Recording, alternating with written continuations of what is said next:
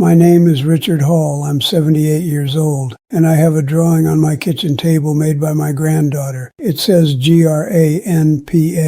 She spelled it wrong, not because she's too young to know better, because she doesn't know me well enough to care. Before I go any further, I need you to know this is a real story, submitted to this channel and brought to life through artificial intelligence. If you connect with real stories like this one, drop a comment right now telling me what city you're watching from. I'd love to know you're out there. I need to tell you this while I still can.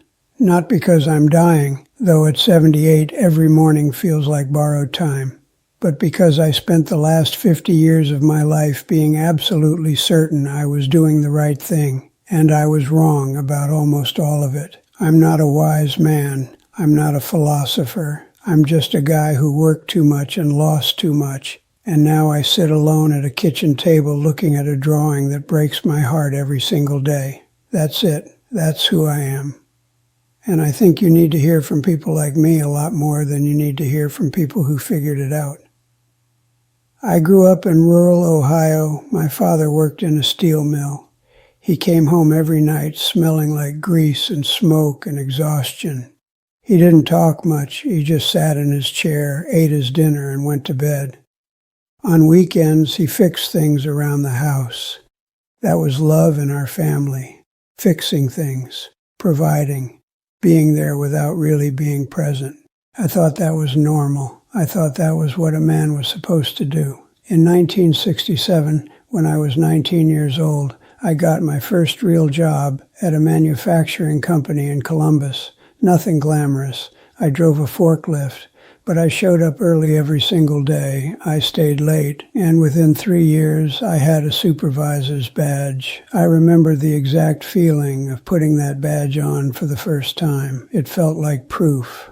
Proof that I was worth something. Proof that I wasn't going to end up like my father. Not in a disrespectful way, but I wanted more. I wanted to climb. I wanted the corner office, the salary, the house with 2 cars in the driveway. I married Margaret in 1971. She was 22. I was 23. She had this laugh that could fill a whole room, and I remember thinking, this is the woman I want to come home to every night. And I meant it. I genuinely meant it. The problem is, I slowly stopped coming home. Not physically. I was always there physically. But when you work 60 hours a week and you carry your stress home like a bag of rocks you never put down, you're not really there. You're just a body occupying space. You're a signature on a mortgage.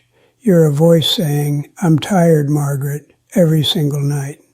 In 1974, our son Daniel was born. In 1977, our daughter Carol was born. I remember both days. I was in the room. I held them.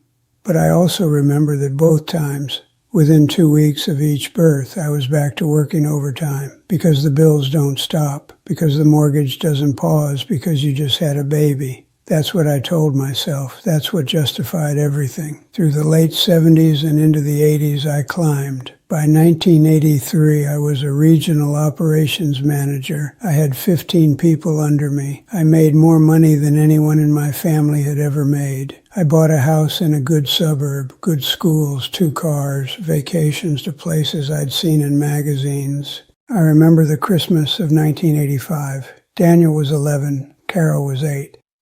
I had just received a significant promotion. I came home that evening with an envelope, a bonus check that was more money than my father had made in 2 years. And I sat down at the dinner table and I expected, I don't know, something, gratitude, recognition. Margaret smiled and said, "That's wonderful, Richard." And the kids went back to watching television. And I sat there with this check in my hand, feeling completely empty. I didn't understand that feeling then. I told myself they just didn't understand the sacrifice. I told myself that one day they would look back and appreciate everything I provided. The roof, the school clothes, the opportunities. I told myself the feeling was just tiredness and that it would pass. It didn't pass. I just got better at ignoring it.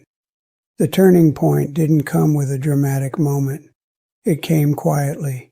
It came on a Tuesday in March of 2003. I was 55 years old. I had been with the company for 36 years.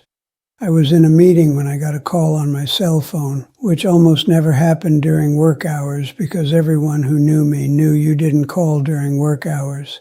It was Margaret. She had been to the doctor. She had found a lump 6 weeks earlier and hadn't told me because, as she explained on the phone that afternoon in a voice so calm it scared me more than crying would have, she didn't want to worry me while I was in the middle of the quarterly review period. She had waited 6 weeks to tell me because she didn't want to interrupt my work schedule. I want you to let that sink in.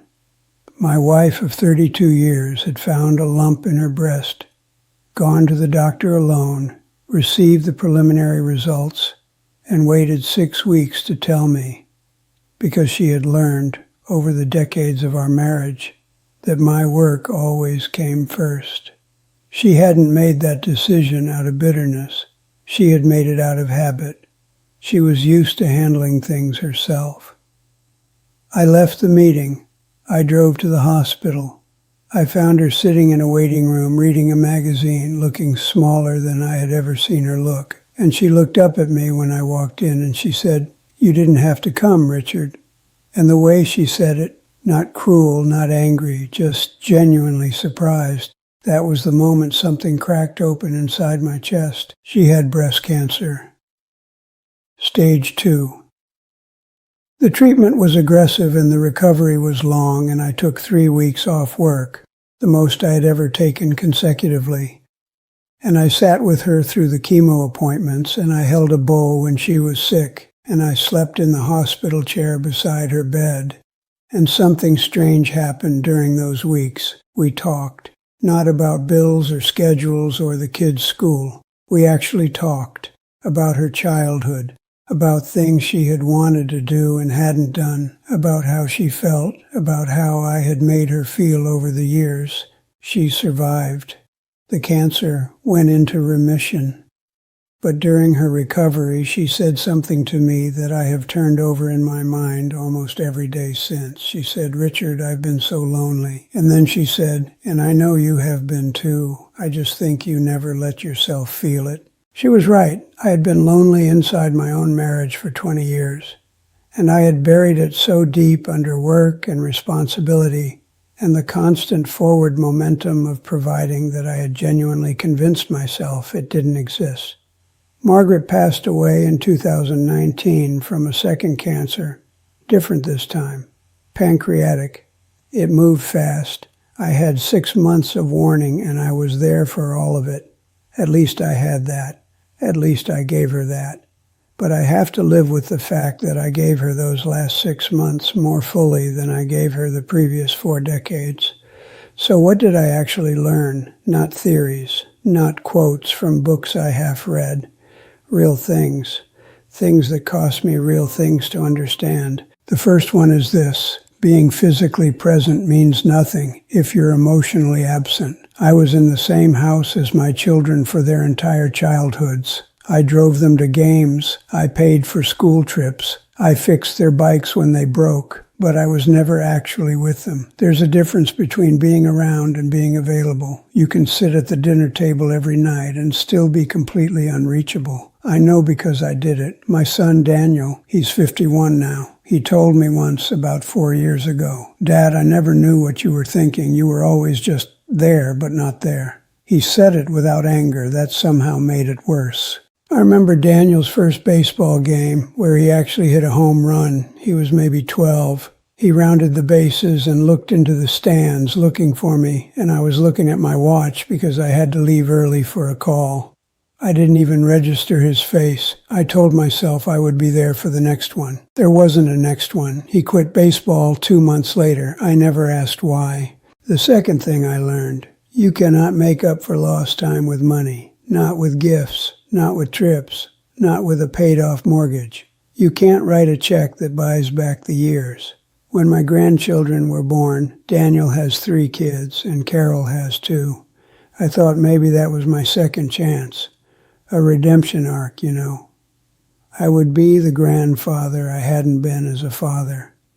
But by then I was already in my late 60s and the patterns were set, and the distance between me and my adult children was real. You can't just decide one day to be close with people you spent decades holding at arm's length. It takes time to rebuild. It takes showing up consistently. And I started late, and I haven't done it well enough. That drawing, GRANPA, was made by Daniel's youngest girl, Emma. She's 7.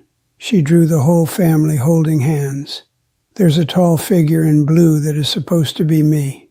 She knows enough about me to draw me in blue because I often wear this blue shirt, but when Daniel showed her the picture and asked her to tell me about it, she couldn't remember all the details she had drawn.